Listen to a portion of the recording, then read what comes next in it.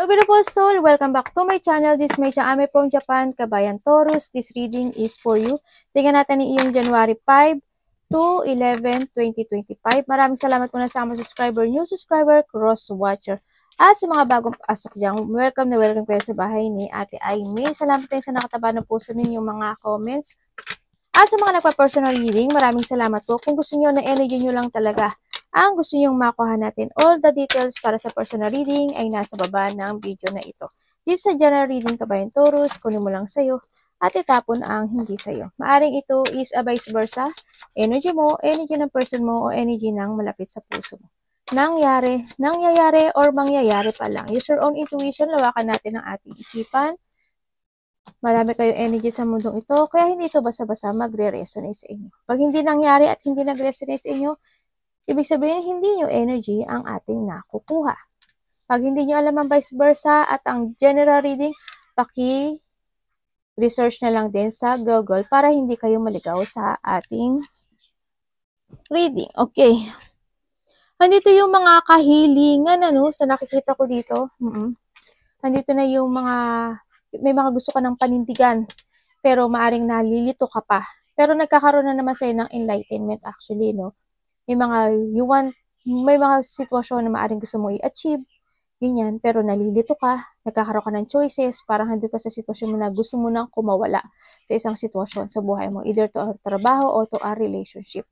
Pero nakikita ko sa'yo dito is nakatingin ka pa sa nakaraan, no? Sa nakita ko dito, kahit na nagkakaroon ka ng lakas ng loob or gusto mong manindigan doon sa sitwasyon na yon, kumbaga alam mo na kumbaga may gusto kang destination no? Yung may mga gusto mo nang tahakin na isang sitwasyon sa buhay mo, pero andun pa rin na maaaring nagdadalawang isip ka or nagkakaroon ka ng choices if you want to cross road or hindi. May mga pag-aalinlangan, kumbaga, no? Ako nakikita dito. O kaya may mga pag-aalinlangan kang isang sitwasyon na gusto mong ma-achieve sa buhay mo. May mga hinihiling ka, kumbaga. We have the sinabi ko ba? 16, 22, 27, 28. Baka related sa yung number na yan, or maybe this is your lucky number, ganyan. And then, ang nakikita ko sa'yo,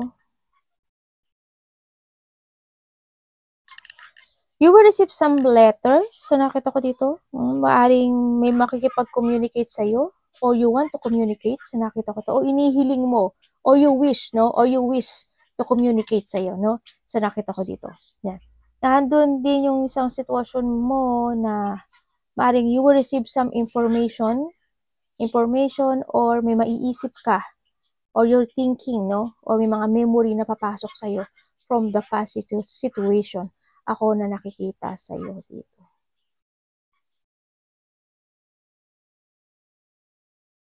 Nagkakaroon ka na you want to take an action, kaso, ang nakikita ko sa'yo, gusto mo nindigan kaso kumaga meron kang dinidesire, pero bakit ka nakatingin sa tapas?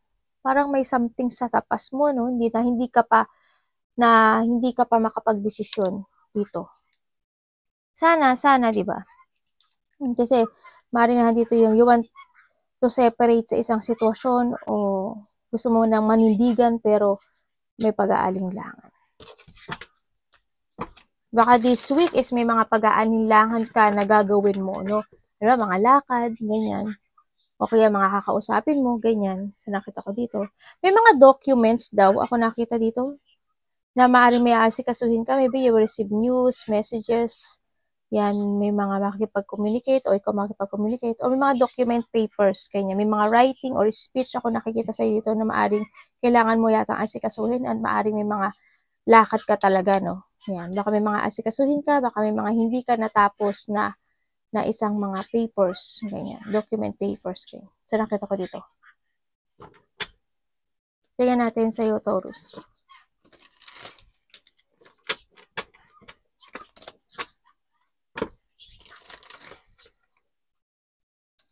May mga pinag-progress ka ate, no?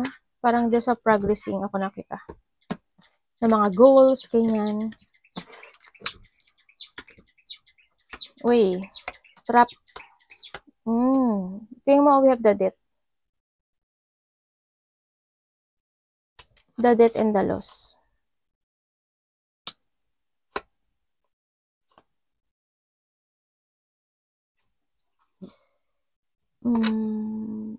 Okay, don't push yourself sa isang bagay na hindi na, no? You need to move on na lang din. Kung huwag kang magpa-trap dun sa isang sitwasyon mo na mahahata ka ng nakaraan or ano man yan.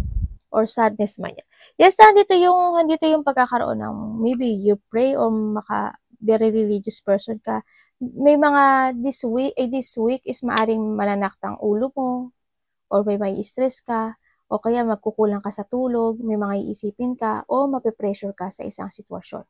Mag-ingat ka lang din kasi maaring ikaw is may tao na maaring manglinglang sa'yo, mabiktima ka or matrap ka, no? Sa nakita ko dito. Or maybe ikaw, trap ka pa sa sadness na isang sitwasyon o kasi hindi ka pa rin makapag-desisyon sa buhay mo. Sa nakita ko dito, no? And also, yun, may mga sorrow talaga. Ako nakikita sa'yo. Agumne, mamiwalo ka ta na. O, may mga,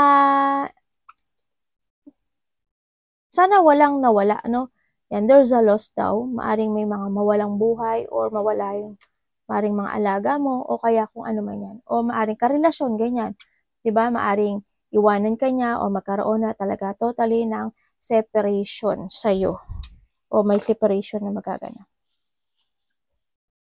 Paano sa trabaho si mami, anak? Baba mo na, baba.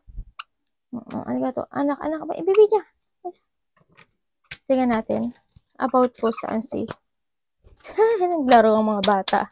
Naglaro ang mga bata. Maaring may mga tutulungan ka o may bibigyan ka ng donasyon, ano? O may mga pagtulong ako nakikita dito.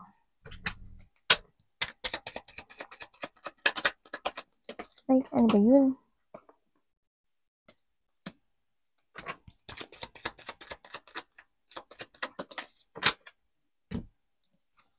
Oo nga, nakita ko dito is maaring ikaw, tutulungan ka or tutulungan mo, no? Maaring may tutulungan ka o susuportahan ka, maaring family mo, kaibigan mo, ganyan. O kaya, yung family mo o mga kaibigan mo o mga kilala mo, isusuportahan ka nila, no? To recover yung isang sitwasyon. So, nakita ko dito. And then, hindi ko lang alam kung may na sa ospital, sa nakita ko dito, or merong isang tao na nagpapa-rehabili. Yung nakita ko. And then also, by this week din, ang nakikita ko dito is maaring may, yun nga, pagtulong.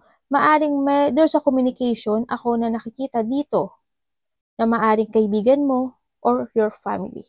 Magkakaroon ng isang communication. Yan, maaring magkakaroon kayo ng pagsasama-sama. Ganyan, no? Maaring magkakaroon ng mga kainan, inuman, ganyan.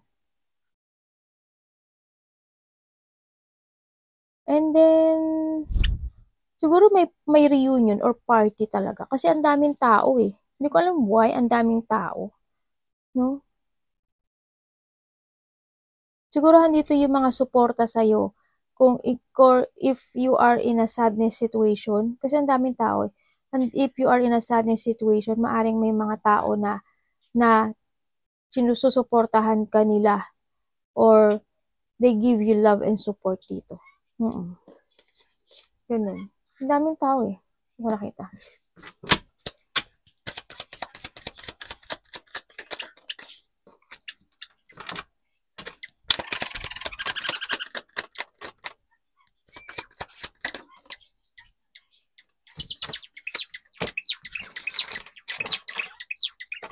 About what po, universe? Devil, oh. Ingat ka. May mali kang magagawa this week.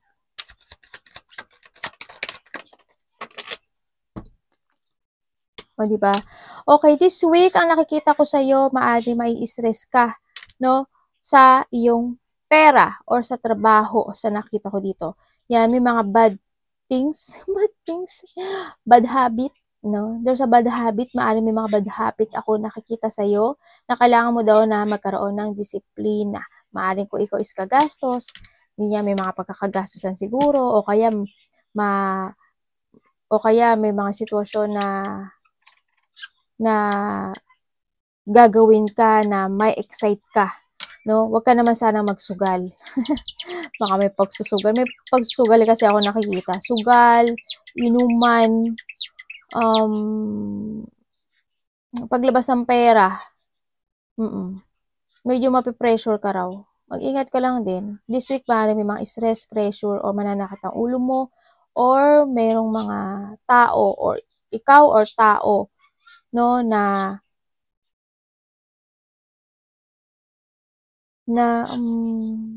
hindi, ikaw to eh. Ikaw to. Kahit anong tingin ko, ikaw to. Kumbaga, kasi sinasabi dito, magkaroon ka daw ng disiplina sa pera mo. Yun ang sabi. Kailangan mo daw dito na mag-make a new beginning. Kumbaga, you need to release the stress. Kung ayaw mo talaga na ma-stress, no? O ayaw mong magkaroon ng mga problema, no? Kailangan mo daw i-release yung mga dapat i-release sa sarili mo para mas gumaang ang takbo ng iyong buhay. Tingnan natin.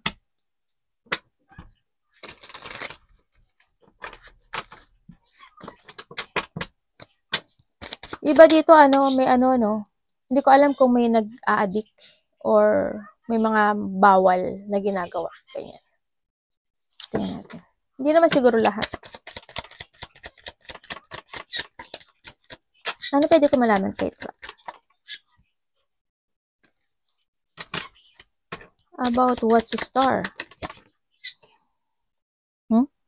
Nasa inyo. Tandaan may tao rin dito na maaring may dark thoughts sa'yo. Sa nakita ko dito. Okay. Ibig sabihin is may isang tao dito na galit sa iyo, no? Sa nakikita ko ito. Gusto kanyang mabiktima or gusto niya na linglangin ka dito, no? Maaring tao to na may sama ng loob sa iyo this week. Sa nakikita ko dito, mag-ingat ka lang din, no? Sa nakita ko dito. Kasi maaring may magkakaroon ng mga pangliling lang sa isang tao na makakasalamuha mo. No? And also, ang nakikita ko dito is this week daw is maaring may lungkot ako nakikita dito.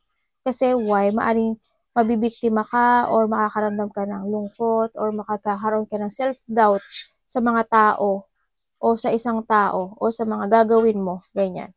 Sa nakikita ko dito.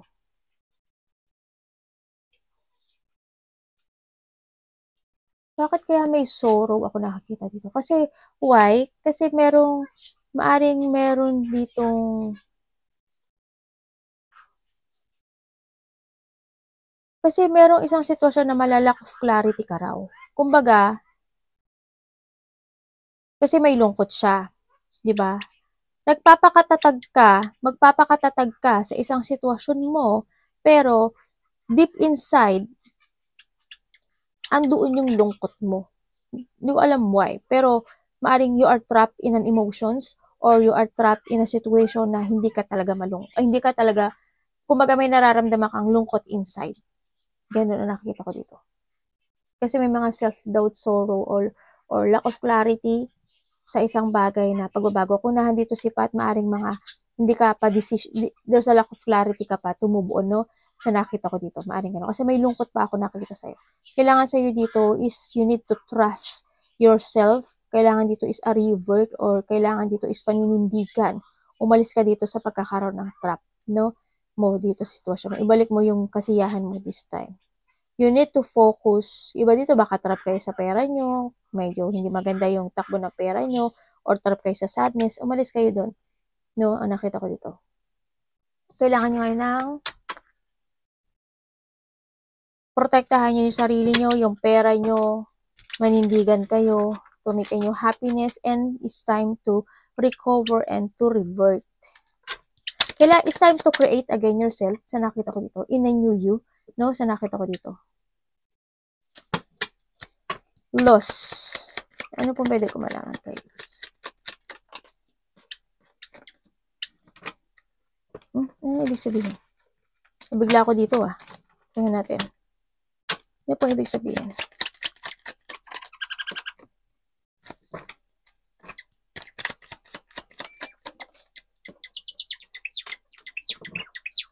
Okay. Yung iba sa inyo is maaring may lumayo, May lumayo ng isang kapamilya or malapit sa puso mo.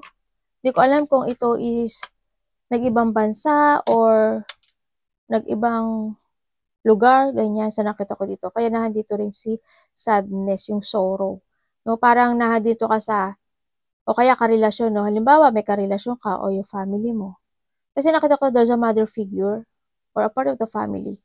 Ako na nakikita na maaring nagkaroon ng distance or umalis siya sa nakita ko dito. Maaring nag-travel siya or umalis siya, ganyan. Maaring meron siyang, umalis siya kasi meron siyang gustong gawin na isang responsibilidad. No? Kumbaga meron siyang tatapusin na isang bagay. Kaya siya umalis. Ganyan. Kumbaga may naupisahan siya at may gusto niyang tapusin. Ganyan. Nakikita ko to. Also, andito rin kasi andito yung lungkot, maaring nagkaroon ng mga problema when it comes to a relationship, to a family, o karelasyon. Yun na maaring nagkaroon kayo ng distance. Andito rin yung iba na maaring may isang tao na umalis na sa iyo o lumayo. No? Maaring nag-abroad, nag-ibang bansa, ganyan. And also, loss when it comes to an instability. No? Maaring hindi gaanong stable yung iyong kaperahan sa nakita ko to, or you are not stable in your work. Maaring may mga burden, may mga struggle, may mga problema na pinagdadaanan. No? Na maaring ito o anumang lungkot na ito na hanggang ngayon is maaring kinikimkim mo at hindi mo masabi sa kahit na sino man sa kanila. Sa nakita ko dito. May mga travel yung iba, no? May mga lakad at may mga travel ako nakakita dito. Ingat kayo palagi. Arigatou naman, God bless.